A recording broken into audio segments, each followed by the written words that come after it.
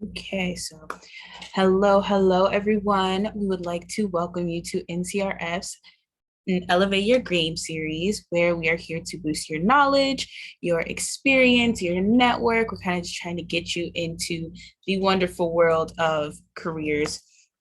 And so we're going to touch on some different things with industry experts here and different opportunities, resources, information, all that stuff that is so wonderful and that will help grow you.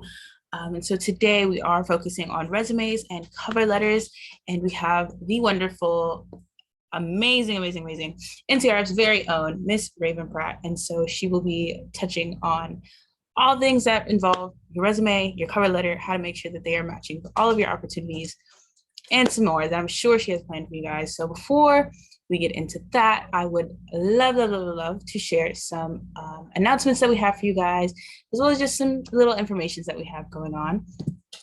So I will share that with you all now.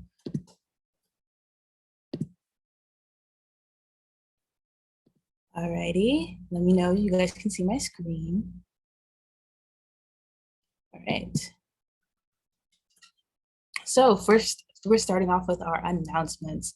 So for those that are not registered for our incubator program, or if you just don't get these emails weekly about our different opportunities that we have going on, you can go ahead, scan that QR code, and you will be able to receive emails from me, yours truly, about the different opportunities, the different the different sessions that we're gonna be having. I'm sorry, guys.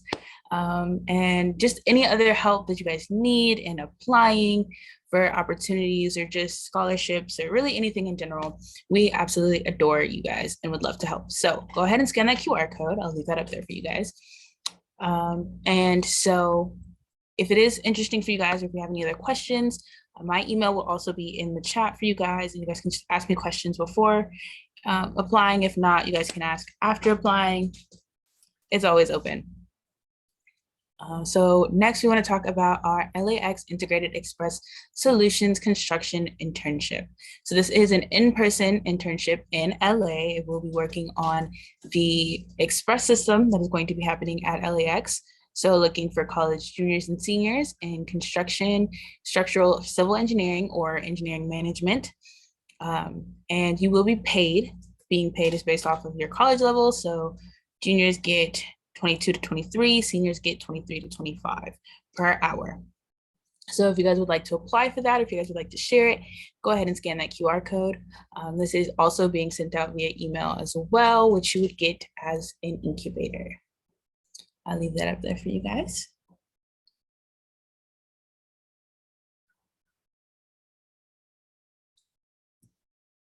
Alrighty, next we have our next session next week with Miss Jasmine Black. We will be talking about the difference between being an influencer and being influential, how your brand can impact the world, which I think in the day and age of social media is very important. So if this is something you guys are interested in, if you guys think you might have some questions about it, go ahead and scan that QR code and a link will be sent to you guys to participate.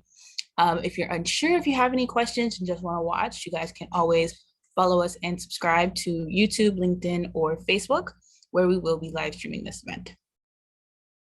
And this is happening on July 28th at 4 p.m. Pacific Standard Time.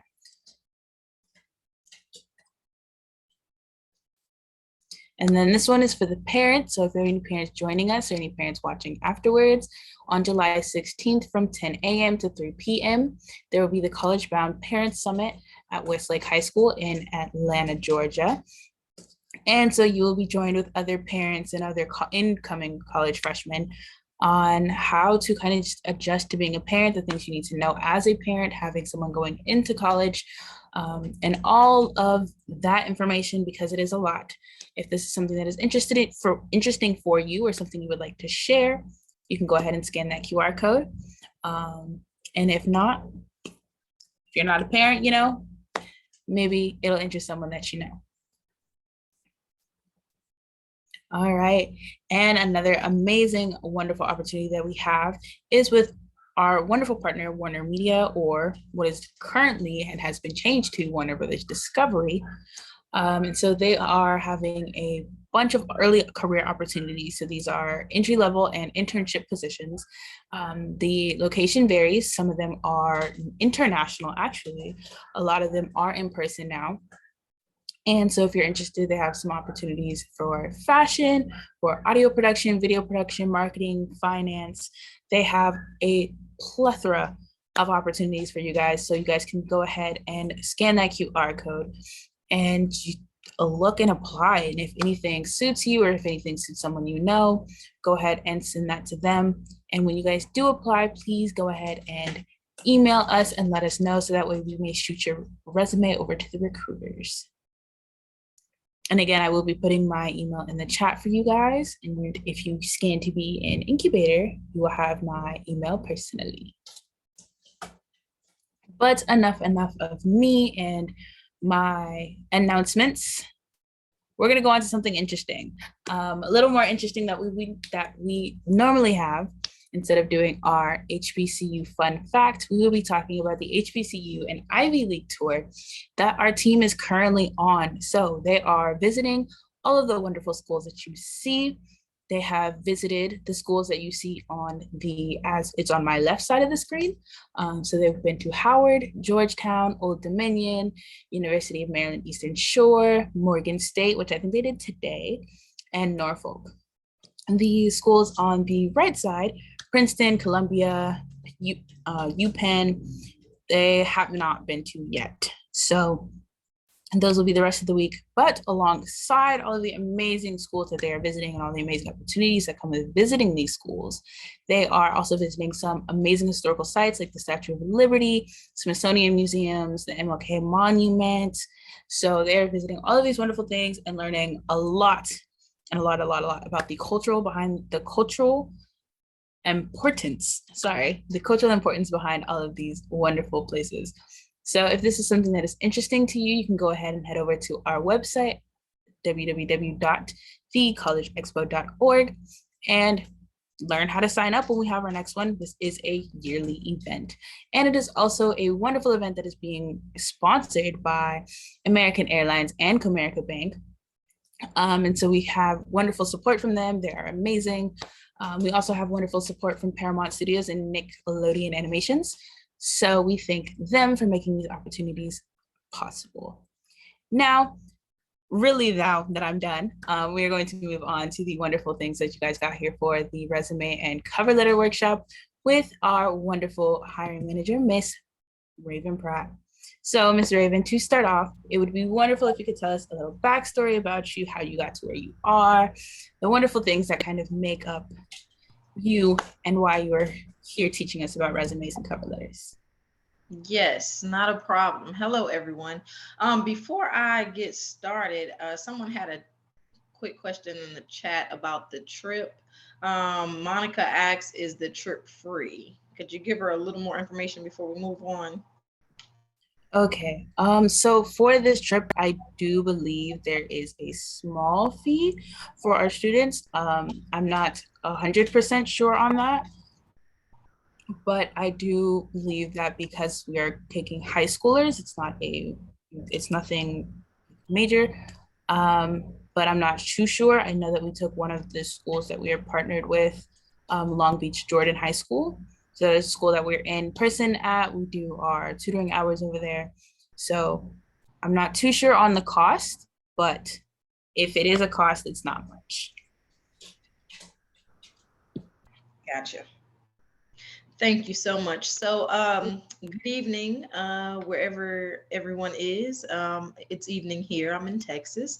My name is Raven Pratt. I am currently an HR professional in a manufacturing facility for a manufacturing company called International Paper.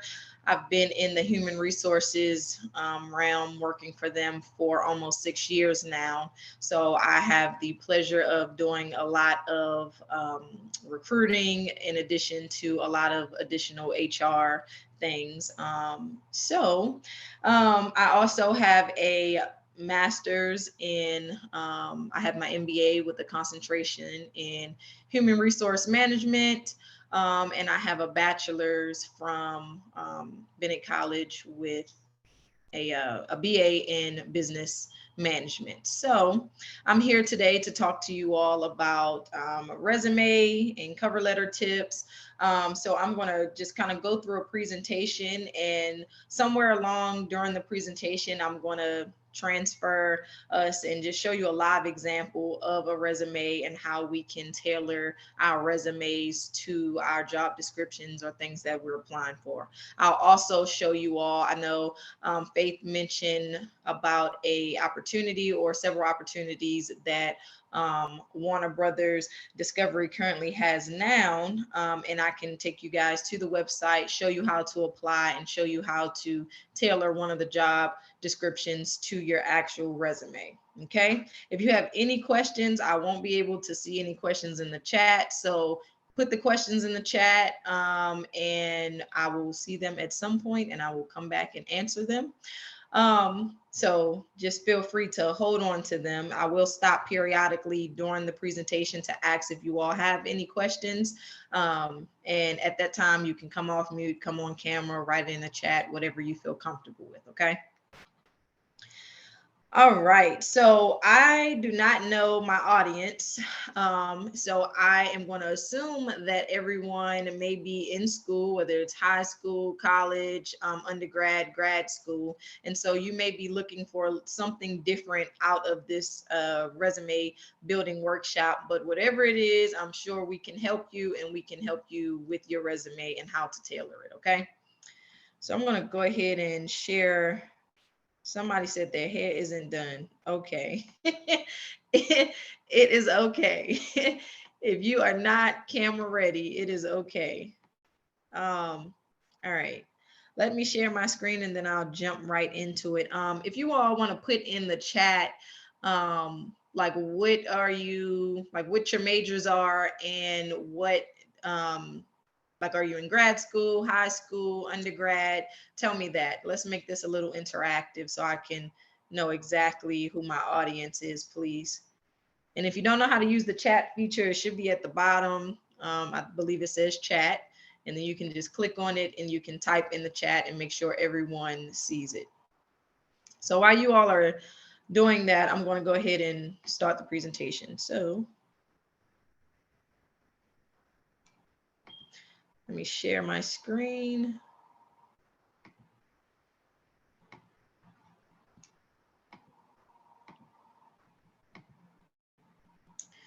All right.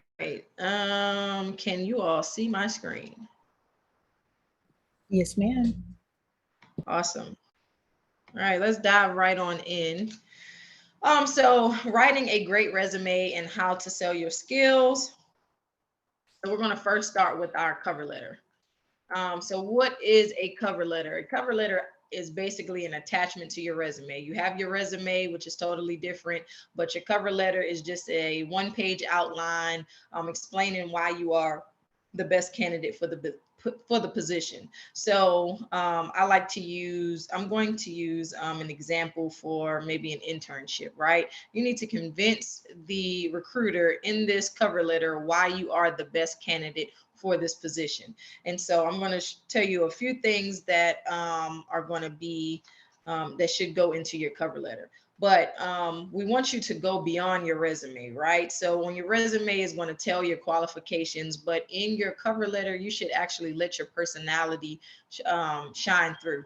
Some companies want you to attach a cover letter, and some of them are like, hey, we don't really care for a cover letter. It's always good to include it, but if they say, hey, we don't need a cover letter, that's perfectly fine. You don't have to include one. Recruiters don't want to read a lot, so you want it to keep it brief and very, very short. Okay, so maybe a few paragraphs. So the first paragraph is just basically you introducing yourself. Hey, my name is Raven Pratt. I'm currently I'm going to pretend that I'm still in school, even though I'm not. I am a senior business administration major at Bennett College for Women. You know, you want to start off introducing yourself, telling the recruiter who you are. Your second paragraph, you're going to say why you are the perfect fit for the job and what you can do for the company. So myself, I look at resumes every day. Actually, we're hiring right now for a multitude of positions. And in those cover letters, if they submit a cover letter, I'm looking for why they are the perfect fit and what can you as the candidate do for me, right? So explaining to the company why you are the perfect fit. So this is where you're gonna just you're gonna brag on yourself a little bit, okay? They say be humble, yeah, but you need to brag a little bit in your cover letter because you're trying to sell yourself to the company. Just like if you were a saleswoman or a salesman, you would sell whatever product. If I'm selling this bottle of water, I'm trying to convince you how to I'm trying to convince you that you need to buy this bottle of water. Okay. So sell yourself to the company, tell them why you are the perfect fit for the company, what you can do. In the third paragraph, you're going to highlight some of your transferable skills. So what skills have you attained or utilized in other positions with other companies, or maybe you haven't had a job yet, right? And you have done some extracurricular activities or been involved in some clubs or organizations on campus or had any type of volunteering events. You're going to use those transferable skills, put them into this third paragraph, and tell them how you can use those skills that you learned in while you were playing soccer, or while you were president of the SGA, or while you were maybe interning with another company or something like that. How you can use those skills in the job that you are applying for with this cover letter and resume. Your fourth paragraph, you're just going to wrap it up with a brief summary like you would do any type of essay. So a cover letter is a short, kind of a short essay. So in anything, you want to wrap it up and just summarizing basically everything that you stated in the first through the third paragraph. So that's a cover letter. It's in paragraph format, and it basically sells yourself to the recruiter in the company. So you're probably thinking, well, how's this different from a resume, right? So a resume is typically like bulleted and is going to highlight the, your, uh, you have your name and your summary and objective, your work experience, skills, education, things like that, which is totally different from your cover letter. Um, in your cover letter, also something, let me go back. Something that you might want to think of is your education. I don't know if some of you all may be HBCU school students, or you are students of a smaller institution or prestige institution or something like that. You want to maybe highlight that in there and tell them maybe a little bit about your experience there and how your experience at this school has molded you to be the perfect fit for this company that you're applying for. So pick out something, something like that, like your school or, extracurricular activity that you can highlight. So your resume. So at the top, of course, you want to have your name and your contact information. Definitely have your name and email address, and some type of phone number where they can reach you at. As a recruiter, it is nothing worse than going to, not going to, sorry, reading a resume and not being able to get in contact with this person, right? They don't have an email address. They don't have a cell phone number. They don't have a LinkedIn link that I can just go and find them on or anything like that.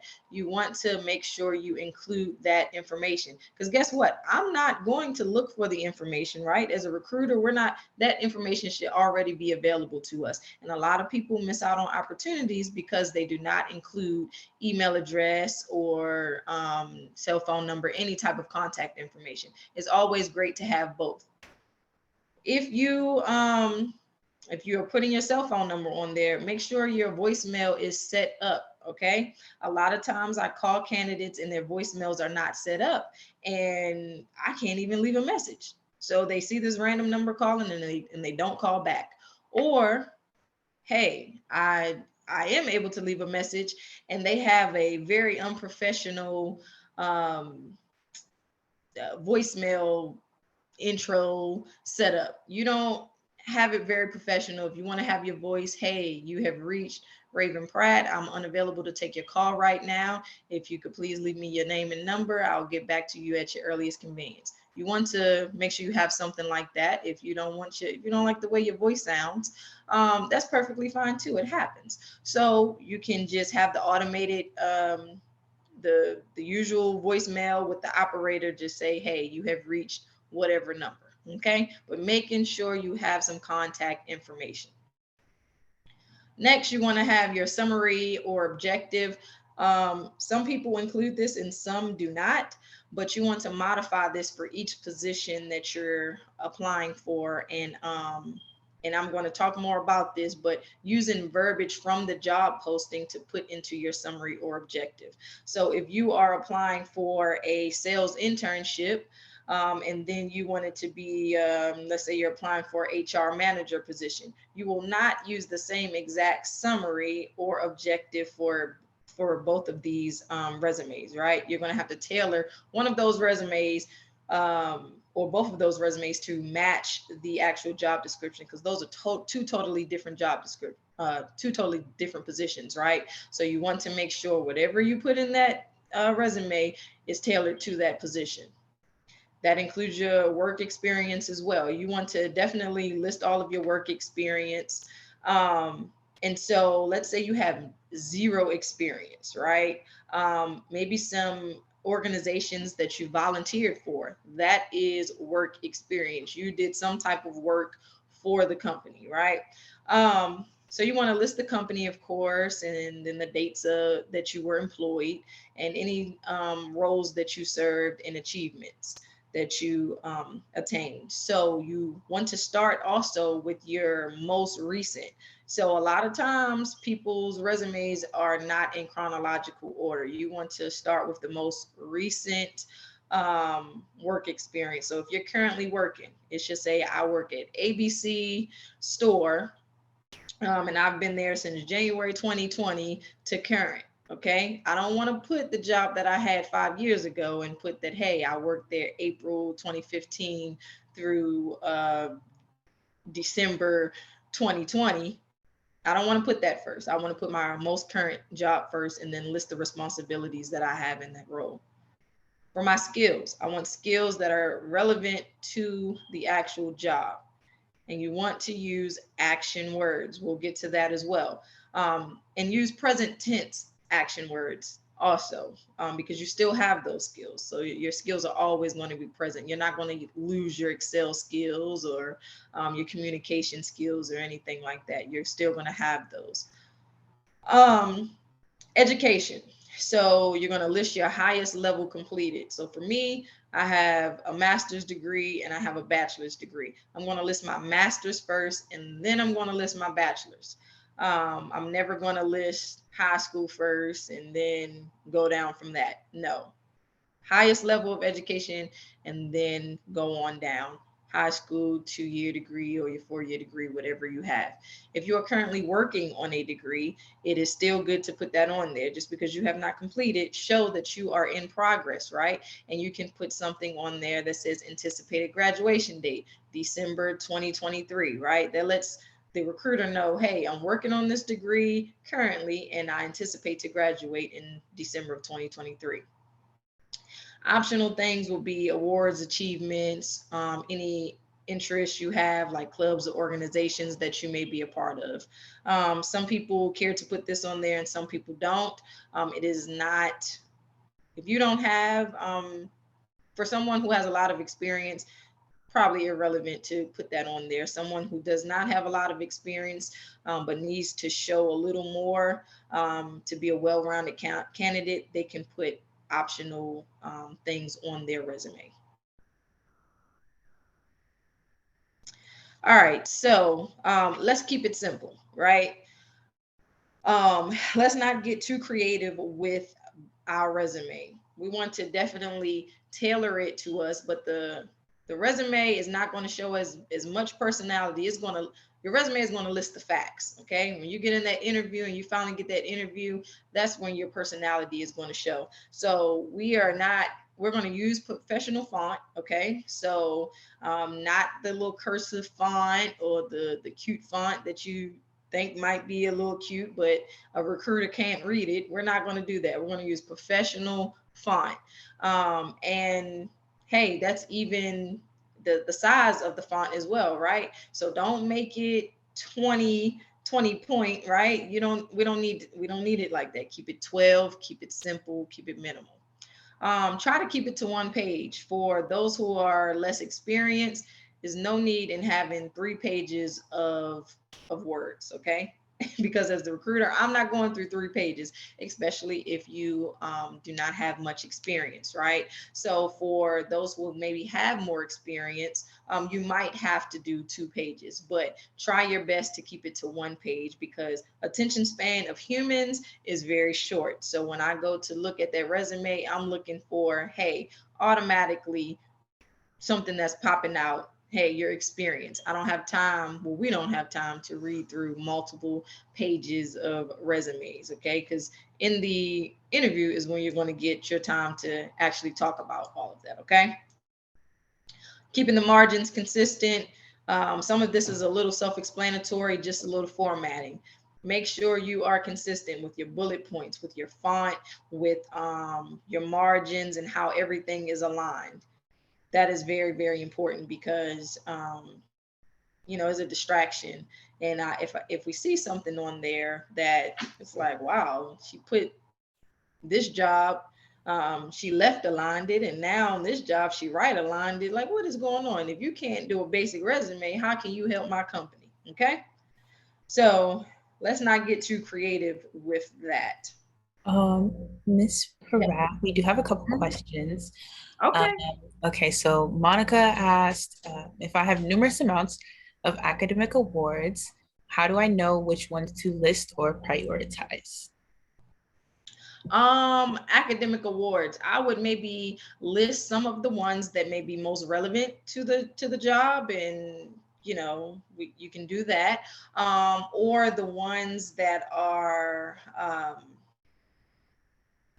maybe most important. So, or I'm not gonna say most important. Let me say, like if you had the dean, you were on the dean's list or something like that, you wanted to put that on there, that would be something you would put over, hey, I won the spelling bee, right? Um, in whatever grade or whatever,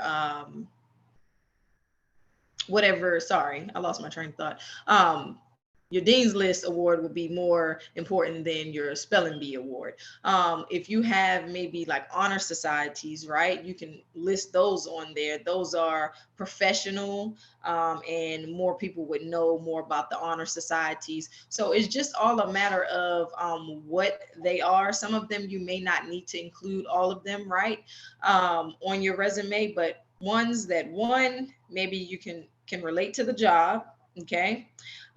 Or two, if let's say none of them relate, just pick a few, maybe 3 4, that show that hey, I'm a great student, and you would pick the ones that are more important than the spelling bee one or something like that. Did I answer your question? Let me get back to the screen. Yes, thank Oh, you. yeah, I Yep. was gonna say she followed it up with that she has a lot of volunteer experience. So she just wants to know if she should do the ones that align with the job, which you summed up pretty well. Yep. And then I had a couple questions based off of your slides. Yes. So when applying for jobs or applying for internships, why would it be important, or why do recruiters sometimes look at your expected graduation rate? So they look at your graduation date because so for like my company, I'm going to use that as an example. I recruit interns, co-ops, full-time, different positions, right? And so let's say, hey, I need you here full time. Okay, if you're in school, are you going to be able to do that, right? So it may be a scheduling thing, or I may have a project or something that's coming up in 2023 and you may graduate in 2023, and I'm like, okay, will be a great opportunity to have Faith join my team, right? Once she graduates, I really like her and I can have her come on at that time. You also want to actually show that you are working on that degree, so that people so that they'll know you don't have that degree yet. So you can't just list it on there, because that's essentially you're lying, right?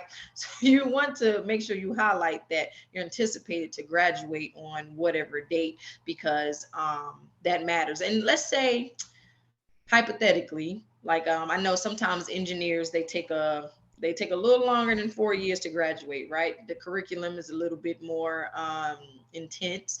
So if you are working, let's say you are anticipated to graduate originally in 2022 in December, and hey, you know what, I had an internship during the summer or during the fall and it pushed my graduation date back. It's okay, you can go back and you can update that. Or let's say you just had trouble, you maybe failed a class or two and you have to retake something. It's okay to update your resume to reflect, hey, that you are now not anticipated to graduate in 2020, but you're anticipated to graduate in 2023.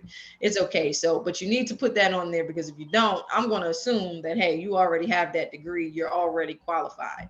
Okay. Okay.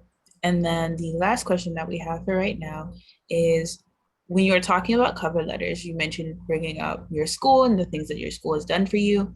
So, Mhm. as a recruiter, why might it be important if you note that someone is attending an HBCU or a smaller institution or things like that? So some companies currently are looking for, sorry, I'm gonna let my dog out. Some companies are currently looking for diversity candidates, and some of those diversity candidates are coming from HBCUs. And so if I see that you are an HBCU student, right? I'm like, okay, HBCU student. That's not to assume, but a lot of HBCU students are African American, right? Not all, but some all are. So if I see that and I'm looking for a diversity candidate, this might be something that I go after. Also, as an HBCU student, you should be proud. I'm a two-time HBCU student. Woo woo. So you should be proud of that. And let's say you are not a diversity candidate, right?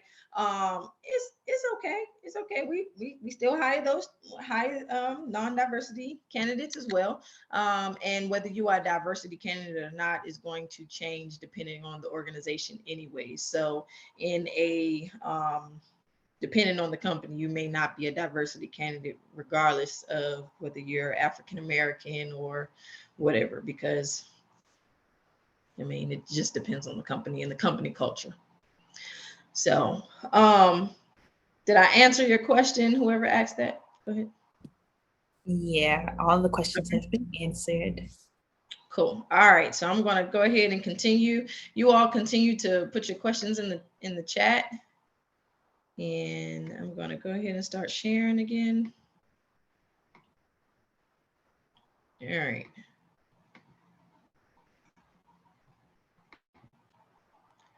All right. So we're going to do a little bit of this also. Reviewing the job and including keywords into your resume. So I'm actually going to show you guys an example of that. So I'm not going to go too much in depth with that right now. But this also just lists the same things that we just went over: the summary or objective, your professional work history. And like I said, if you don't have any professional work history, volunteer. If you volunteered somewhere, that is professional work history. Okay. Just because you didn't get paid for it. If you had an internship, that is work history. And then description of your roles and achievements. Your contact information, full name, email address. Optional to put your LinkedIn address on your resume or not, but your phone number is not optional. I would say neither is your email address or your name, but your LinkedIn address is an optional, but some people put that on there.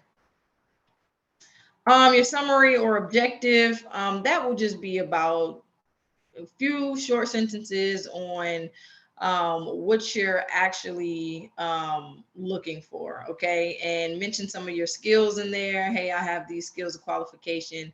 This is what I'm looking for in this job or that I'm applying for, okay? Your work experience, I went over this again. Company name, your dates of employment in order from current position on down to the position I had before this, the position I had before that, and etc. And then having a description of your role and achievements. Action verbs. So you want to use action verbs when you are describing your responsibilities and skills. So if you're currently in that role, you want to use an action verb. You don't want to use a past tense verb. You want to use a present verb. So I develop reports. I advise managers. I organize events. I verify identities.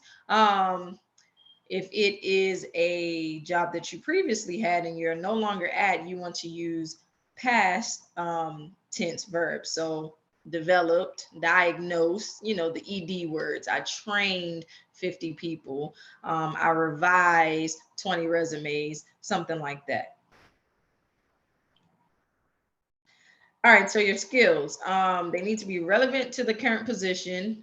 And some of them are, you're going to have transferable skills. So whatever skills that you did in this position, let's say the position you're currently at or a position that you were in before, those skills, can you use some of those skills on in the job that you are applying for? 9 times out of 10, you can. And so yes, you can transfer those skills. Is all a thing of putting those things on your resume. So again, be mindful of the tenses that you use and making sure your skills match the job requirements. You cannot go for an HR manager position and you have a sales internship looking resume, okay? So make sure that you update your resume every position that you apply for. Education, I mentioned this also before.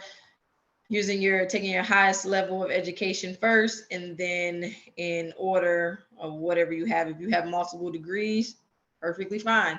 List those in whatever order that you received them in. If you're currently working on one, you would list that first. So I'm currently working on my bachelor. You don't put this, but you will put bachelor's degree, your name of school, the bachelor's degree that you're working on, and your anticipated graduation date. I All have right. sorry. I have a Yep. quick question about the schools. When you are listing your schools, would it be important to list any courses that may help you in regards to the opportunity you're applying for? Yes, yes, yes, yes. So, for instance, I'm going to use engineering because I work with a lot of engineers in the paper industry.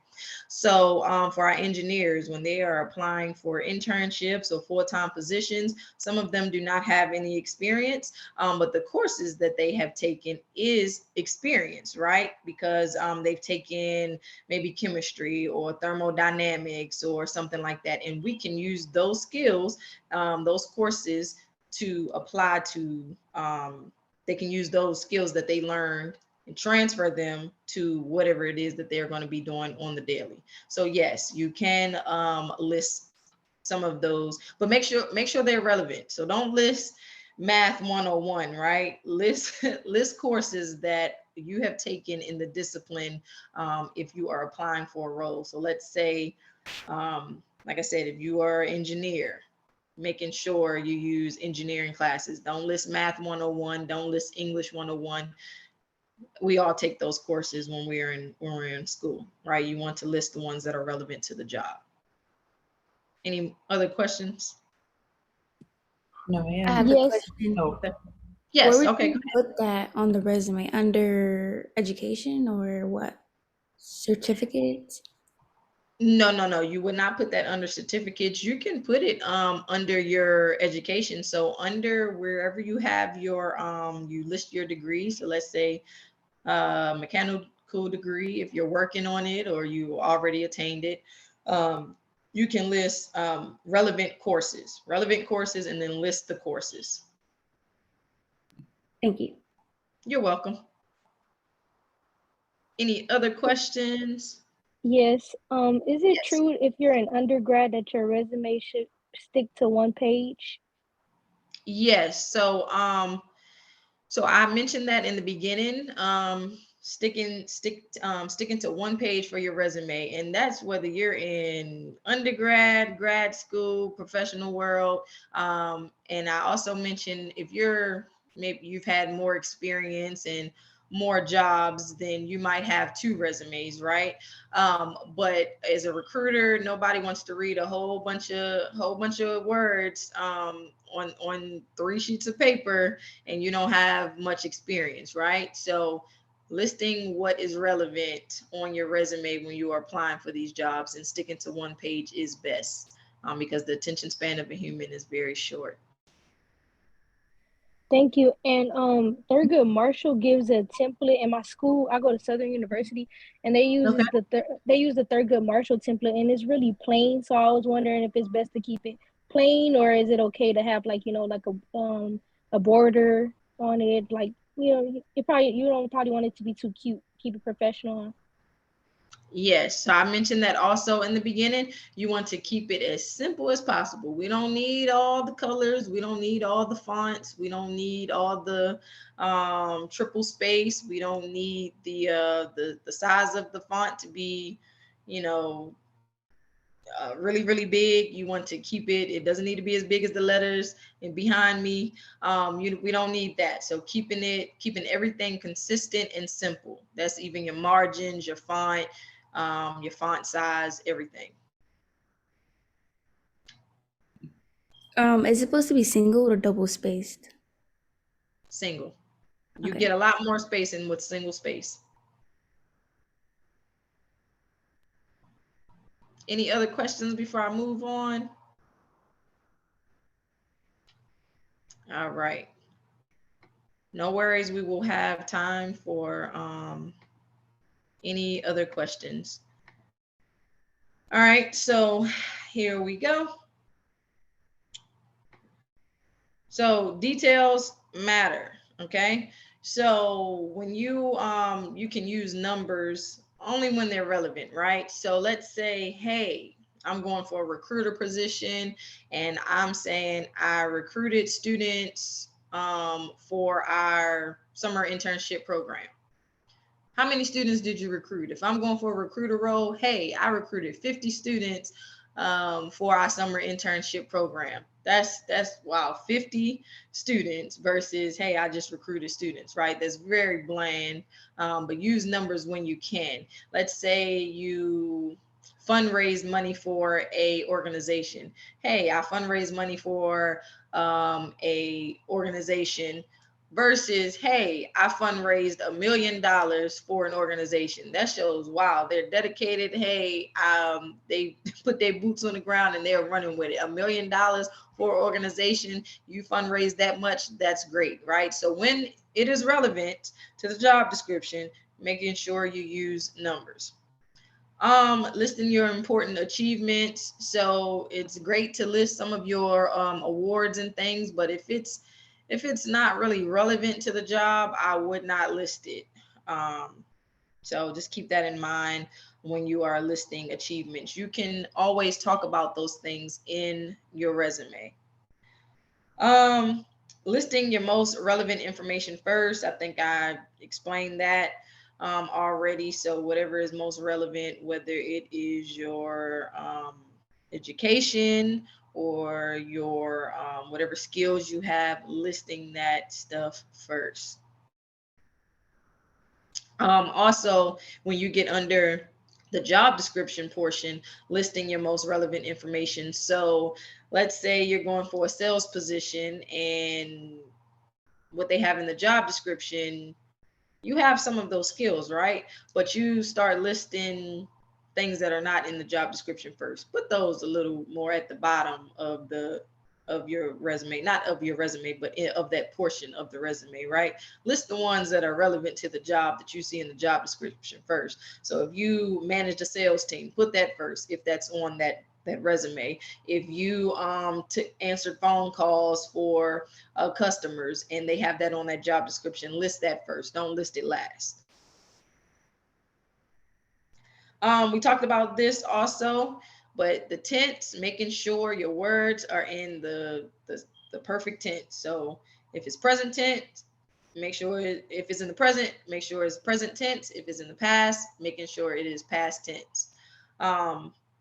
Punctuation and typos. This happens often. Make sure you review your resume.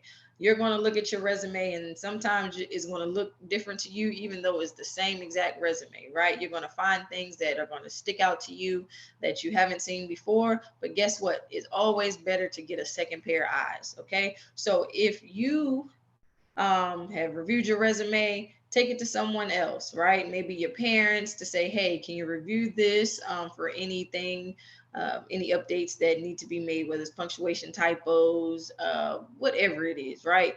Taking a look at that, and or if you want to take it to your counselor, your guidance counselor at school that's in the careers department, if you want to let me look at it, that is perfectly fine too, because I look at resumes all day. If you've made connections with other recruiters, then that's a good opportunity to have someone look at your resume. Also, reading it out loud. So you can silently read something and you like, yeah, I'm skimming through it, right?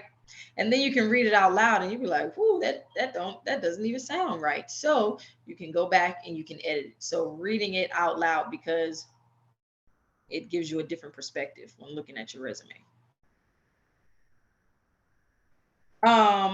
Always be professional. Whatever text acronyms and text abbreviations you use when you're texting, you do not want any of that on your resume, okay? The BRBs, the SMHs, the LOLs, you don't want any of that.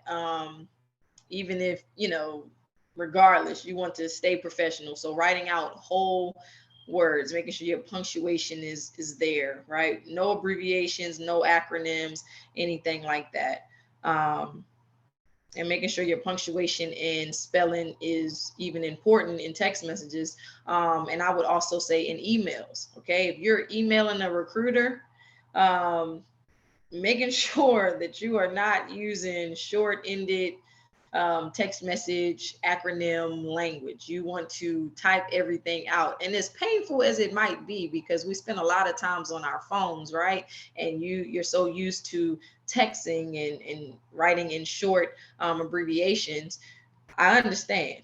Trust me, I do. But when you are in that email or that text message with that recruiter, or you are in your resume, you want to use full, whole words, whole sentences, right? Make sure it makes sense, using the right tense and everything, okay?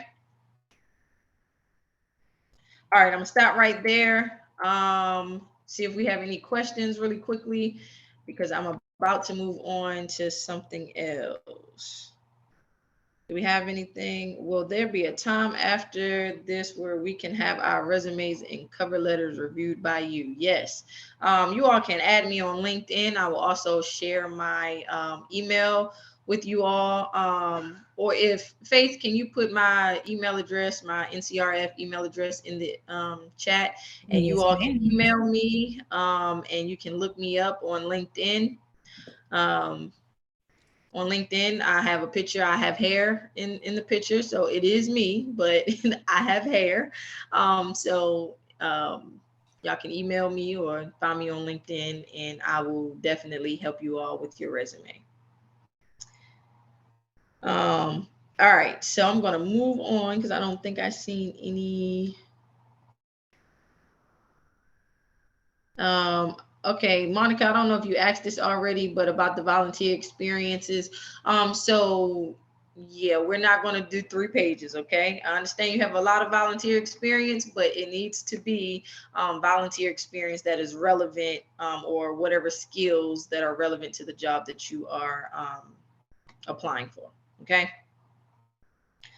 All right, so this is going to be the last little bunch before I show you all the actual how to take a job description and put it into the resume.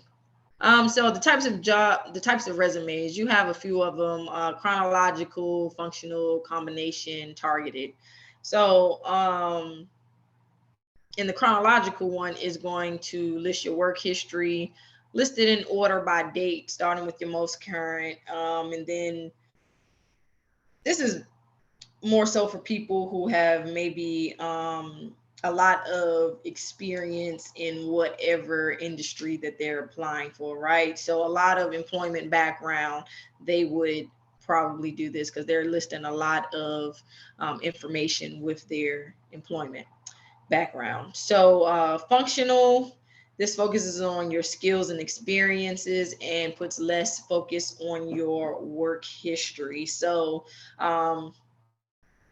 sometimes in whatever work history you have, you may not have had to utilize some of the skills and experience that you have. So with your so this is going to focus more on the skills.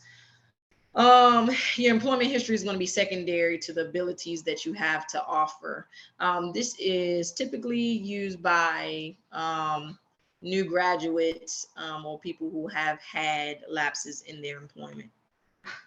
The last one is the combination resume, and this provides the option to highlight both your skills and your traits in chronological listing of work experience. This is the most flexible option, but you can use whatever one you want, right? And then lastly, you have your targeted one, which is customized and specific to the position that you actually want. Okay, so I'm going to show you all a actual resume. Well, it's not. So let me tell you about this resume, right? Part of it is a little true and some of it is not all the way true, right? So I took a part of my resume and I chopped and screwed it to make a little mock resume, okay? This is just a little mock resume. Everybody can see it. Actually, is it okay if we take a little pause so we can have our special guest do a little a quick talk on Yep. an opportunity that she has? Let me stop sharing. Okay. Alrighty, go ahead. Regina, if you are still on, you can go ahead and do that really quick. Just because we also will be seeing you next week with your awesome. Yes. Good evening, everyone. Thank you so much for this opportunity, Faith. Really do appreciate it. My name is Regina Smith, and I am the Lynx Youth Engagement Coordinator located in Los Angeles for the Automated People Mover project that is currently being built at LAX. And so we're super excited to host an intern, hopefully this summer or in the fall. And we wanted to share this wonderful opportunity with the lovely students who are part of the NCRF community. And so I'm going to share my screen really quick. And this is for students who are interested in construction or even the inclusivity realm, or even just in construction as a whole. It is a paid opportunity. You have to be, of course, a college student with at least a 2.3 GPA, in addition to have some type of experience working in construction field. If not, totally fine. We're definitely open. Your degree has to come from a construction engineering portion or a construction management degree.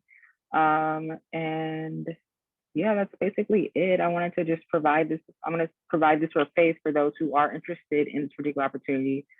Please feel free to reach out to me. I'll also put it in the chat, my email for those who are interested as well.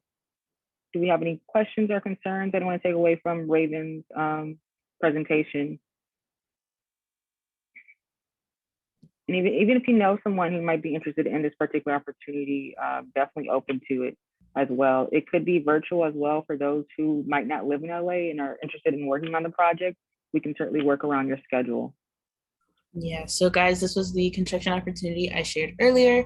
If you guys are interested, or if you guys want someone who if you guys know someone who may want more information, I will be sending out information on Regina's presentation that she'll be having next week on the 21st, come Monday. So if you guys are interested, of course, please email me. My email is in the chat a couple of times, so you guys can email me and I will send you guys that information directly. And you guys may also sign up for our incubators, as they also get these internship opportunities first. Thank you, Awesome. Ms. Well, thank you so much. I really do appreciate it. And I'll be sure to have my information in the chat. Thank you, thank you. Okay, sorry, Raven, just wanted to get that before she had to go. Yeah, Back to no your worries. wonderful presentation. Thank you, no worries, and thank you for sharing that opportunity, Regina. All right, so this is going to be the last portion, and again, the floor is still open for any questions that you all may have. So this is just a little mock resume, okay? All resumes don't look like this. You know, they're different, a million different formats. No format is the right format or the wrong format, right? So at the top, of course, I have my name. I put where I am. This is not where I really am, but this is what I have on the mock resume. If you don't feel comfortable putting your whole address, you can put your city and state. That's good to know because people want to sometimes know if you are in the area. So if I'm maybe searching for candidates in my area, I need to know if do they live in the area, will they have to relocate, things like that. And so it's good to have that on there. This is of course a phone number. I don't know whose phone number it is, but make sure you have your phone number, make sure it works, make sure that email is set up. And this is my email address. So I have that all at the top. Then I list my education, right? And so as you can see, I listed my master's first, right? So I have my master's of business administration, and I listed HR management concentration, put a little GPA on there for those who might be in school. This is the name of my school, where it is. When did I obtain the degree? In December 2016. And then I listed the degree I got before that, right, which was in May 2012. Let's say I was still working on my master's, I could put anticipated December 2016, anticipated graduation December 2016.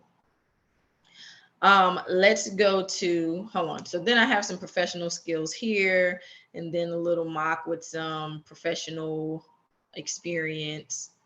And as you can see, I would list the most present one first. So human resource business partner.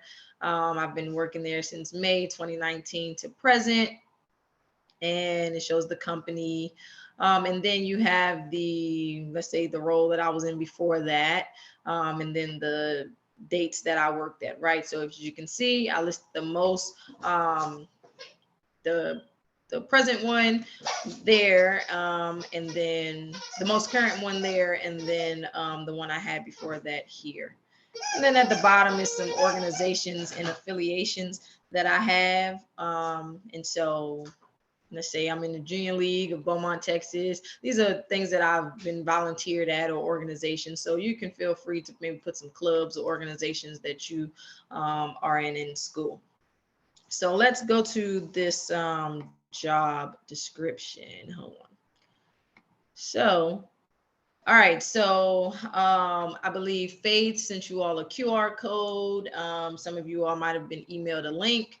This is that link. So I just took it from my email address. I clicked it and it took me here.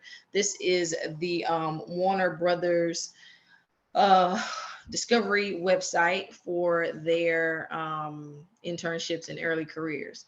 So as you can see, this talks about who they are, what they offer, areas of opportunity, right? So consumer products, whatever. So let's say I'm going on here, I'm looking for something specific for me. Because I'm already in human resources, I would click on the human resources one. I would find jobs that are related to my profession. And so they have some programs down here, etc., right? Or you can just go here and you can search all opportunities. So that's what I did. I clicked on that, search all opportunities in early careers, and it's going to show me all of the jobs, right? It's going to show me all of the jobs that are currently listed. You can filter them by country. You can filter them by job category or discipline. So, and you can filter by state or province, position type, business.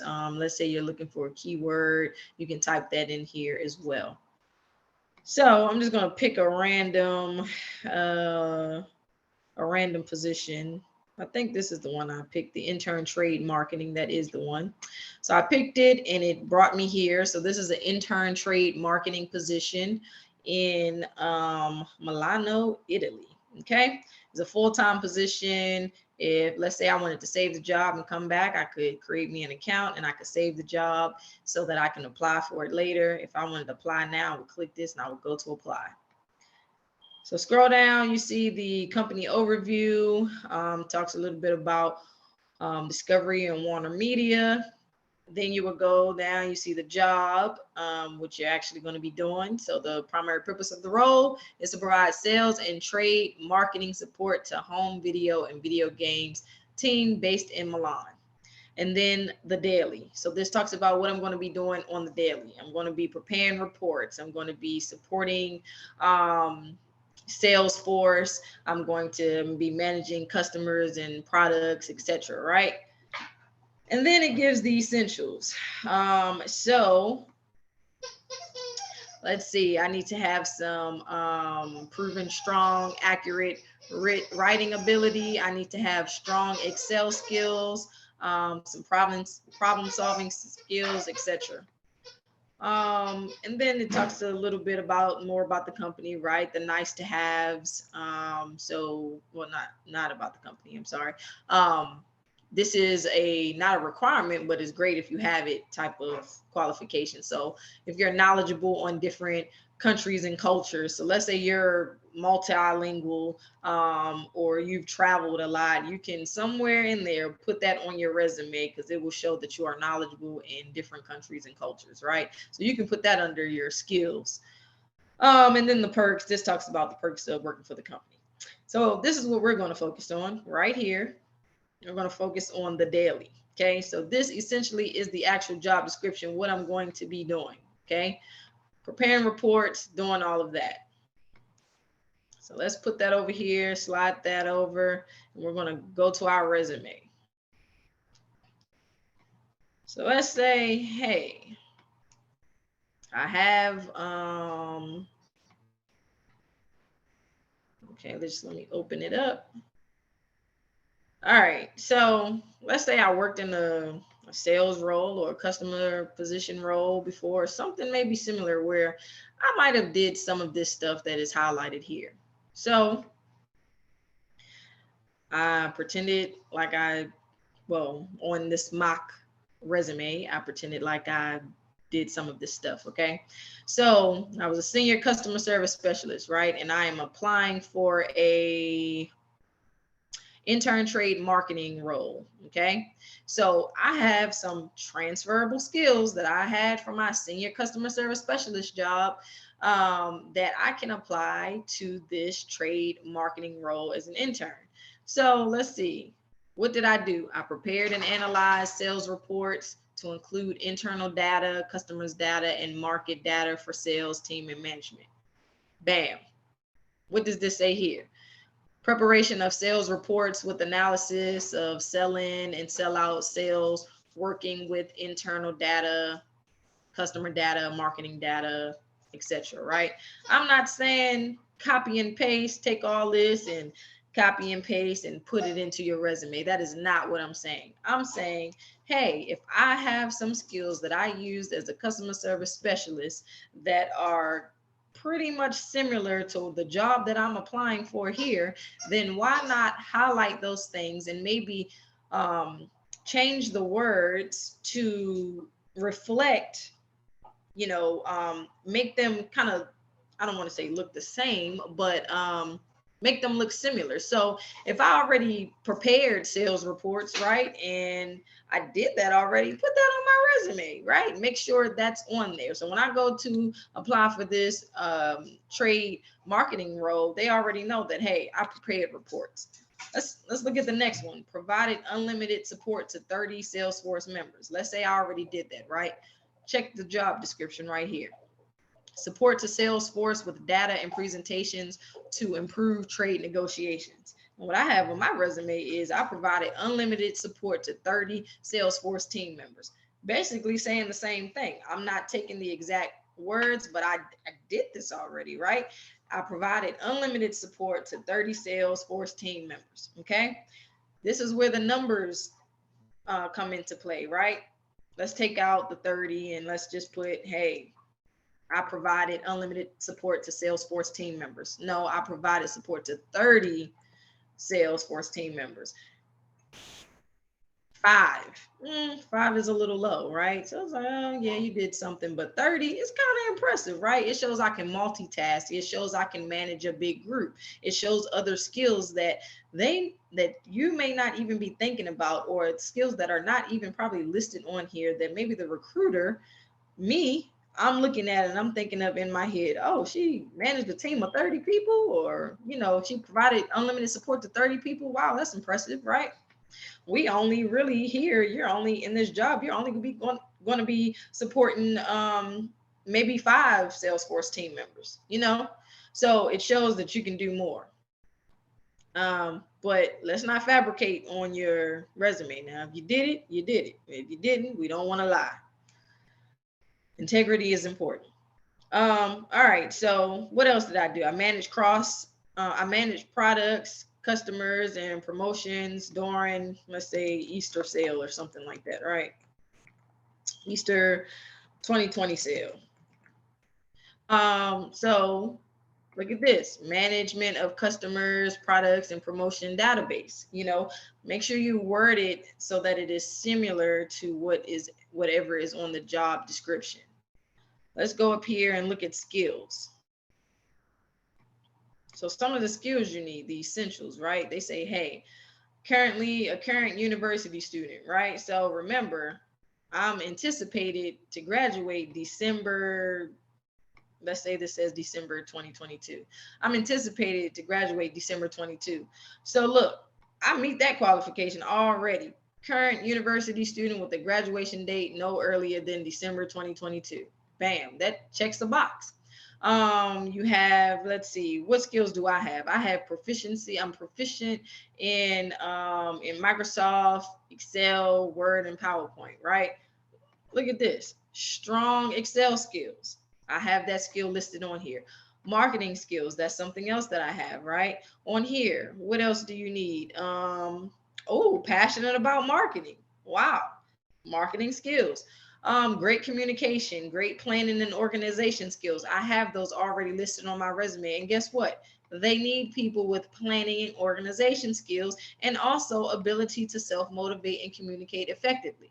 So you see how I used some of the things that were on the resume to tailor my resume with the qualifications, skills, everything that I already have. I just tailored my resume to say, hey, you know what? I have this. I went through and I said, oh, I did this. I have this.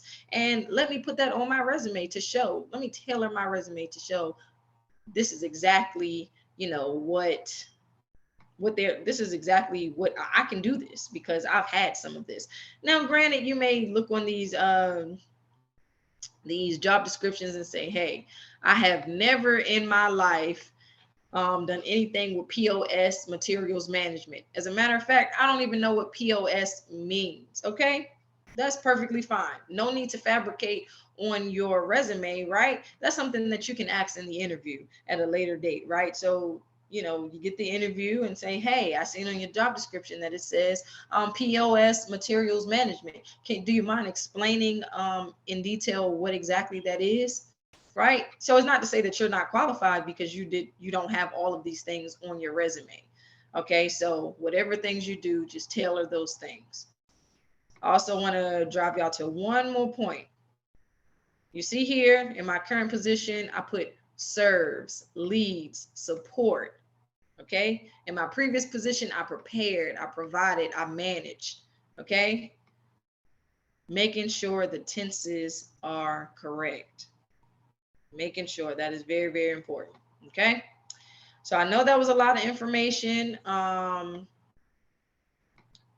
sometimes people, instead of putting professional skills here, they will put their objective or their summary here as well. You're gonna find a million thousand resumes.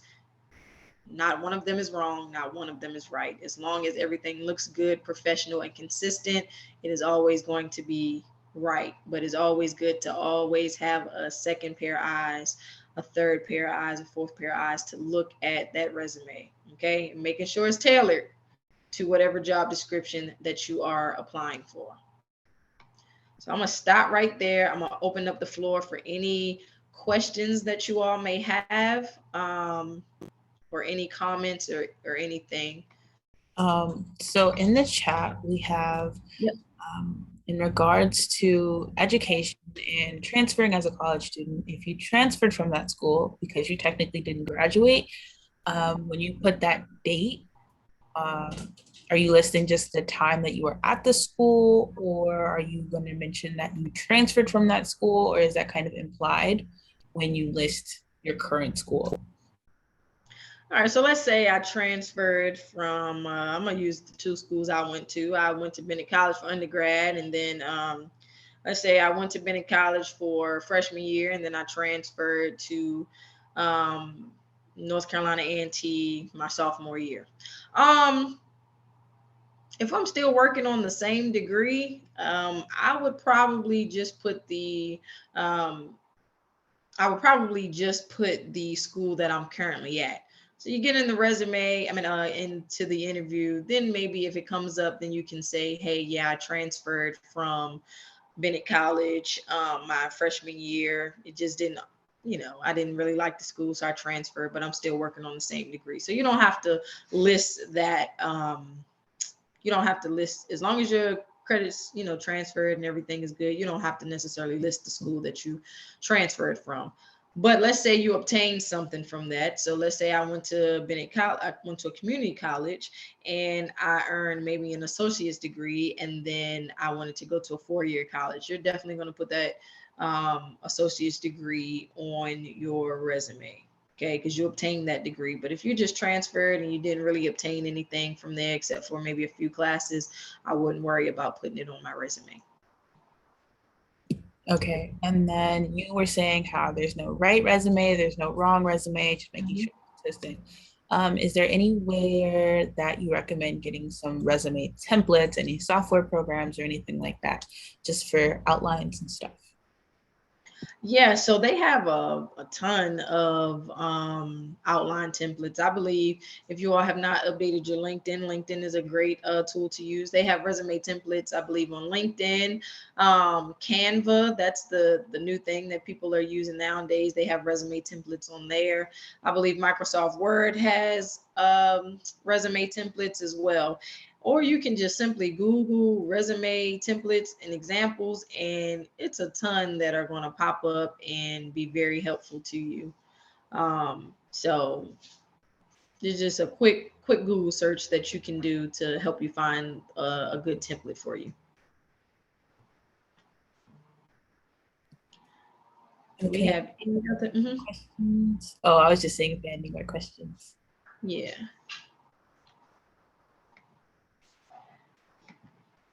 So while we're waiting for more questions, again, if you all want to reach out via email or LinkedIn and need some type of assistance, or you want me to be that second or third pair of eyes for your resume, please feel free to reach out. I'm more than willing to assist you all and help you all in that space with your resume building, because I am on the other side. I've been on both sides now, the trying to get a job and trying to hire somebody for a job. So I can definitely give you some great tips. So if there are no more questions, we can go ahead. I guess we will kind of close out, wrap up. I just want to thank you all for your time and participating today. I love the engagement. Thank you all for the questions. I hope this helped you all in some type of way. And like I said, if you have any questions about anything resume, job related, whatever, pre-hiring, let me know. I am an HR professional, and I do volunteer for the NCRF. And so this is why I am doing this, to help students that are in need, because I have been in in your shoes before, looking for a job in school, trying to get some resume help. So I understand the struggle. So thank you all for your time. I will pass it to Faith and let her close us out. Alrighty, guys. Thank you so much for attending. We hope you guys received a lot of golden nuggets. I know she dropped a bunch of them. So thank you for joining us for today's Elevate Your Game series on resume and cover letters. And if you enjoyed this valuable information, we have a session every week. And so if you would like to watch us, you can watch us on YouTube at NCRF TV Network. Or, of course, you can find us on Facebook or LinkedIn, where we also will be live streaming under National College Resources Foundation. And so you can always follow us on social media to see what we're up to, things like our college tours, our opportunities, the scholarships, all of that is all on our social media. So go ahead and follow us there. And again, if you would like this information sent directly to you, you can always join our incubator program. Just email me. My email is all up and down the chat, but if you are watching the recorded version, it is faith@ncrffoundation.org. Please and thank you. And we would like to welcome anybody who becomes an incubator. As you can see, I love the incubator program. So have a great night, and we'll see you guys next week.